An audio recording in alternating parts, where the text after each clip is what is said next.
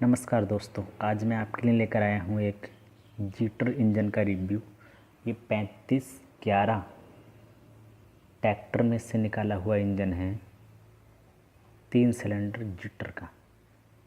ये काफ़ी अच्छा इंजन माना जाता है फ्यूल कंजम्पशन के मामले में। इसका फ्यूल कंजम्पशन का जो एवरेज है वो 1 घंटे में 2 लीटर और लोड पर 3 लीटर लेता है, यानी काफ़ी कम। और इसका लोड काफ़ी होता है, यानी काफ़ी लोड का अल्टरनेटर खींच सकता है, जैसे 25 का इस पर लगा सकते हैं आप।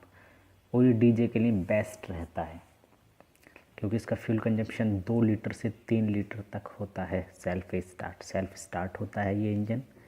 ये व्हील देख सकते हैं आप, इस पर एक कपलिंग लगाकर इस पर 25 का अल्टरनेटर लगा सकते हैं आप। और बाकी वाटर कूल्ड इंजन है, रेडिएटर लगाकर इसको फिट किया जाता है।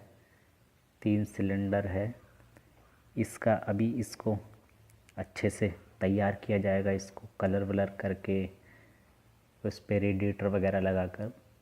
बढ़िया इंजन माना जाता है, ट्रैक्टर में से निकला हुआ इंजन है। और काफ़ी टिकाऊ इंजन माना जाता है। ये आसानी से ख़राब नहीं होता है।